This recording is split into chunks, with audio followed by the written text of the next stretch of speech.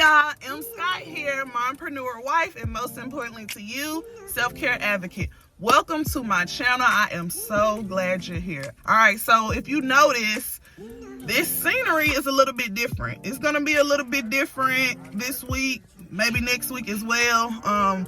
Usually when I record the videos in the past, they have been while my daughter was at daycare and my son is at school. So my son is at school, but my daughter is at home and she's 3. So if you don't have a toddler, then you probably don't understand. But for those of you with kids, especially toddlers, you know they ain't gonna be quiet.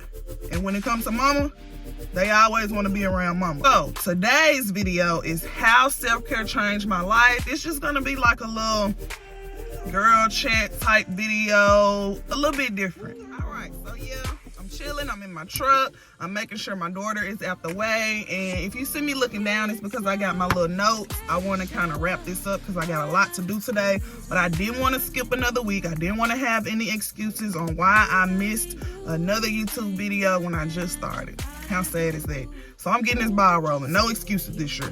First of all, when it comes to how self-care changed my life, I just want to start by, I guess this is like a little disclaimer. Yeah, we're gonna say it's a disclaimer. So I'm an only child.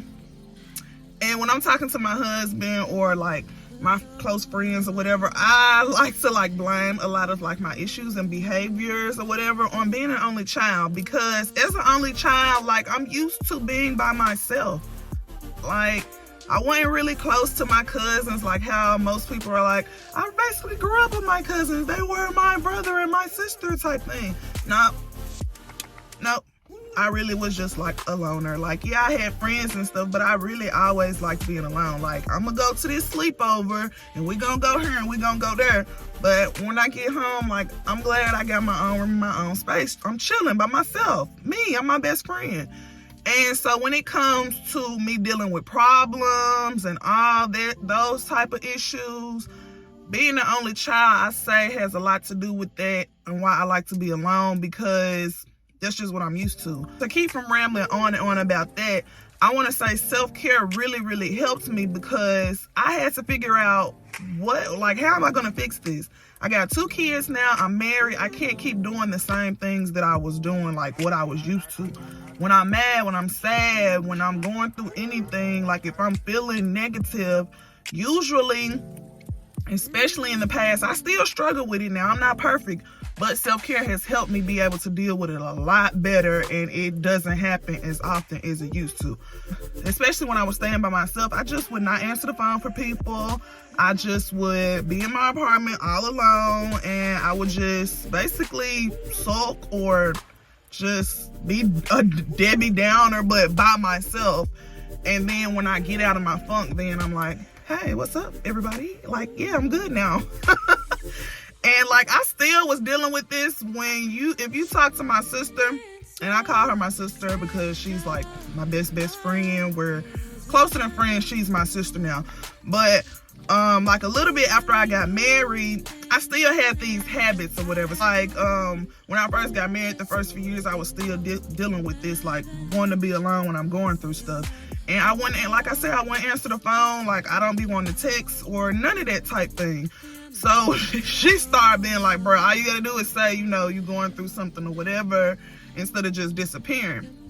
So her saying that more and more, and even me, trying to use the only child thing as an excuse, I'm like, okay, this ain't working. I got to figure out a way to, stop that bad habit. Stop doing that.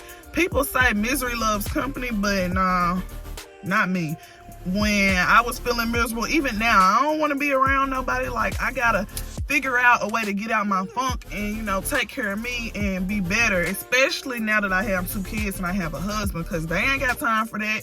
And then my kids, whatever I'm feeling, my kids are really, really close to me. Whatever I'm feeling, whatever I'm going through, it's it really affects them. It rubs off on them, or they're worried about me. I can't have that. Mama don't be worried about mama. It's okay. So I had to, have tools and resources to use to kind of, help me with that. And that's where self-care comes into play. So the first way that self-care helps me, and this goes back to, like I said, it's 5 elements of self-care. I covered those in the first video that I did, so we're not going to recap that. But the first element of self-care that I had to deal with was emotional self-care. So when I say emotional self-care, I had to realize and see like what's making me feel this way, like really get down to the root cause. Like, why am I sad today? Why am I mad today? Like, really dive into it, not just what it might feel like to me, but why is this making me so angry? Why is this making me so sad that I feel like I gotta shut down? So emotionally, I had to deal with that. And then I had to start doing things that would make me feel better emotionally so that I can go on with my day. Now, this isn't a video to give you like examples or tips. This is really just a video of me saying how the different elements helps me, and then maybe, you can come up with your own ways, or just hearing this video, will help you in some way to realize that self-care can really help you. If you want tips or examples of each one of these elements, then you need to grab the free self-care guide that is linked in the description, because this video isn't going to dive all the way into that. Now, I will give you one tip: communication. And that is very true. I would say communication falls under emotional self-care, because it's you really expressing like your feelings to your mate, your partner, or whatever. So that helps me a lot. Instead of shutting down and being like, I want to be left alone, I had to learn to communicate with my husband and be like, well, this is why I'm mad, or this is why I'm sad. Like, real deal, my husband is my best friend. So even if it's not just an issue like with him or with our marriage, if it's something on when I was working, something on the job, something my mama did, my daddy did, my sister, anybody in my life, like, just communicating with him is my best friend. Like, him and my sister and my mama, and now even my mama-in-law, will probably be the people that I go to like off the bat if something is going wrong. Now, if I feel some type of way, like, I'm still not an oversharer. It'll take a whole lot for me to be like, okay, now I gotta talk to somebody and get it out. Except for my husband, I'ma just tell him stuff, because your ass live with me and you my best friend, and you here and you going through this life with me every day, so you gonna hurt. But yeah, just expressing your feelings, expressing your emotions to anybody you feel comfortable with, I think that really helps. That's a part of self-care, because now you have somebody where you can, let the load off. I don't really want to say like I suggest somebody else being like your journal or your diary, because that was one thing in the past. I felt like back in the day, I had a best friend. I would tell her like everything, and then she would like use that stuff against me. And self-care actually helped me with that when I was diving into why I, wanted to shut down and do certain things. When I got out of that phase and moved into, okay, now sharing different stuff, I was like burnt. Like, one of my ex-boyfriends even did it, like threw stuff back up in my face. So it's like, you gotta know how to move for you and according to your environment. That's the best advice I can give you. But definitely just shutting down. If you need a therapist or anybody to like talk things out with, you definitely need at least 1 or 2 people in your life that you can like talk things out with and just get it out. Holding stuff in, shutting down, is not healthy. So that's the major component or way that self-care has actually changed my life, because now even when I have those moments where I'm like, I want to shut down, I don't feel like talking to nobody, and then I know I can't, just not, answer the phone for my sister, because she gonna be like, I told you to stop doing it. So now I'm just like, oh, I ain't feeling it today or whatever. And she's either like, you want to talk about it, or okay, hit me up when you better. Like, she just knows now. So even that has just helped me. Even if I'm not sharing, just communicating and saying, I'm not feeling it today, instead of just shutting down and blocking the world out. That's a biggie, okay? Don't just shut down and block the world out. Even if you're going to do it, I'll still say this is a part of self-care, just communicating that and then putting that boundary up. Like, today I'm not feeling it. I don't want to talk to nobody. Bloop. And that's it. You don't have to have like a whole explanation or feel guilty about it. I don't feel like it. I'll hit you back tomorrow. I'll hit you back later, next week, whatever, when I feel like, talking. That's a healthier way to deal with life and deal with, the people around you in your community that care about you. All right, now, this second part, that self-care has changed my life or helps me out in life, I would say spiritually. So even now, like, if you don't know, I'm new to like full-time entrepreneurship now. So that's like a whole mindset shift. That's like a whole different schedule, a whole different lifestyle. It's just a lot. Like, I'm 32. I've been working since I was 18 for somebody else. Like, I'm just, I'm used to that. And so now that I am working full time for myself and getting into my business, it's just like daily habits, mindset change, routine change. That's, a whole lot. But I would say spiritually, even before, like, watching Sarah Jakes Roberts on YouTube or listening to the word on the radio, somebody's Wednesday studies or whatever, the little radio that'll play during the day on 95.7 if you're from Memphis or whatever.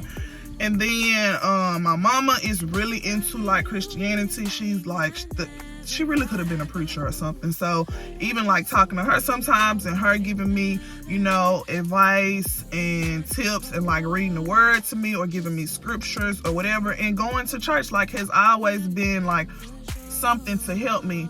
But now as I've grown older, I'm 32 years old. I'll be 33 next month. So you're just always on a journey. So different things are going to help you as you're on this journey through life. So what's helping me now might not be what's going to help you, but I'm just throwing things out there. So spiritually now, I always, especially when I was living with my mama, was like going to church every Sunday, every Wednesday. Like, that was it. When I moved out on my own, like, that was a habit for me. So I was still like going to church. I kind of dipped off, then I came back. In my like late 20s, I had, some issues to happen. So I was like, I've been away from the church. God is punishing me. Let me get back in church. And then, that was helping. But now that I'm older, I got kids, I got a husband, it's a little bit harder. Once I had my son, it was a little bit harder for me to get to church.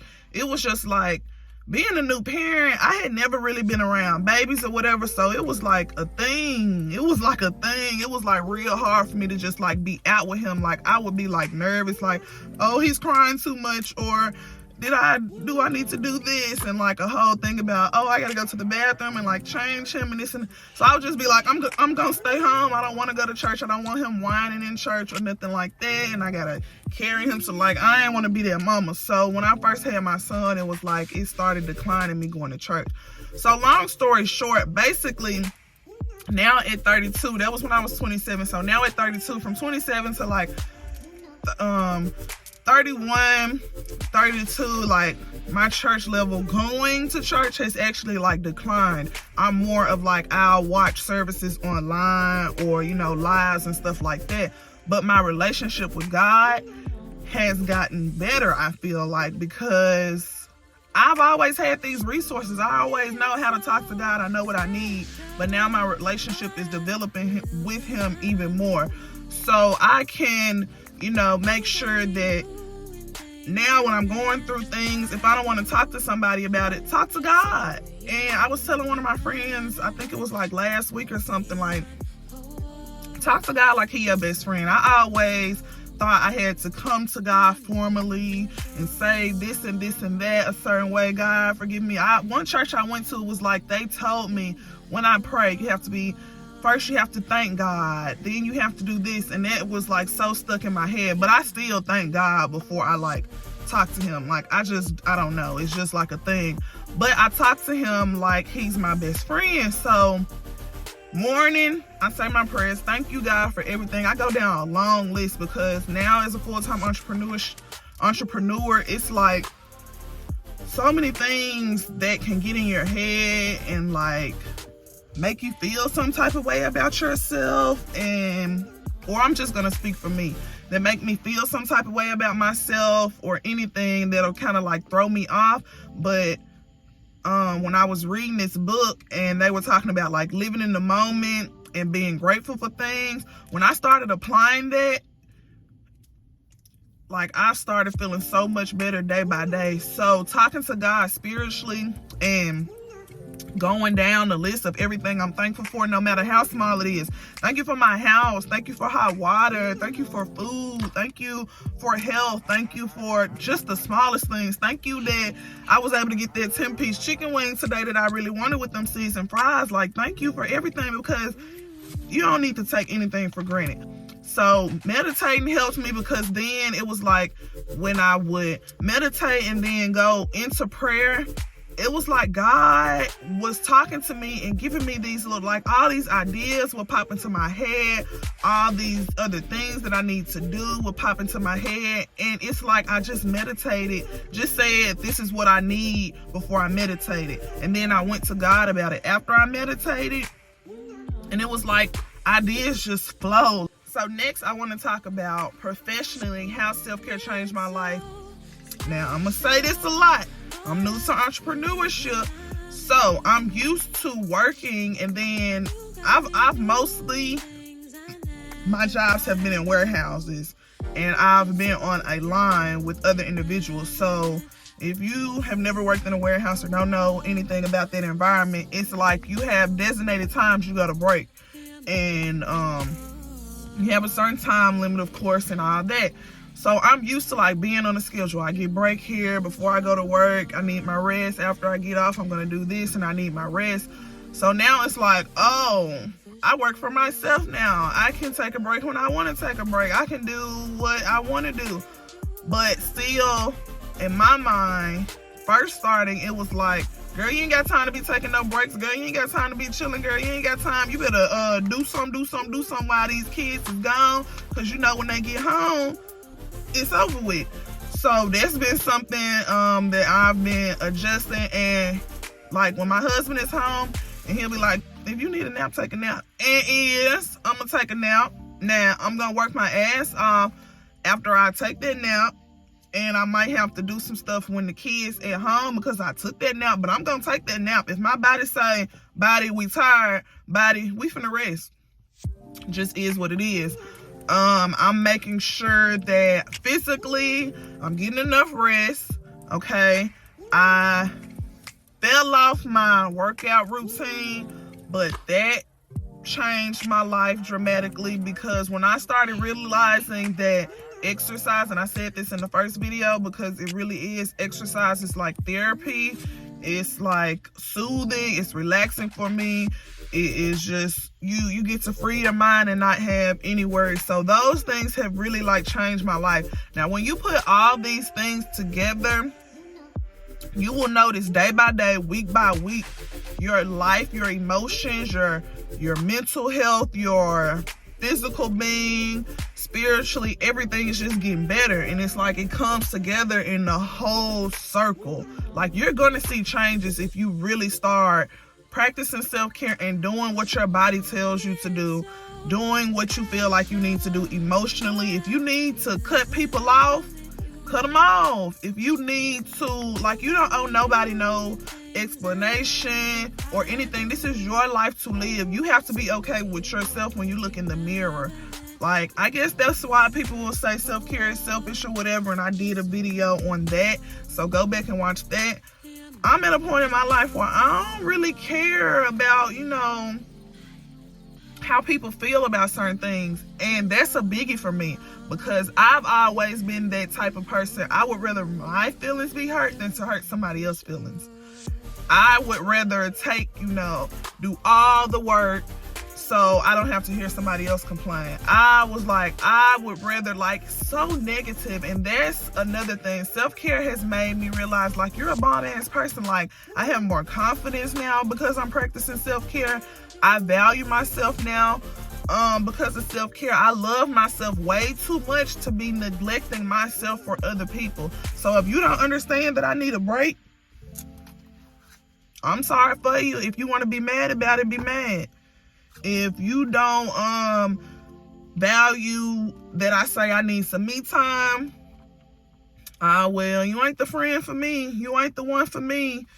If it was my husband, sorry, you know, like not sorry to him, because we had to talk about that and I really had to express why sometimes, you know, I just need me time. Now, shutting down is what I was talking about in the beginning of this video versus me time are two different things. Now, I still need my me time, but that's not me shutting down and wanting to, you know, be alone because I'm dealing with things.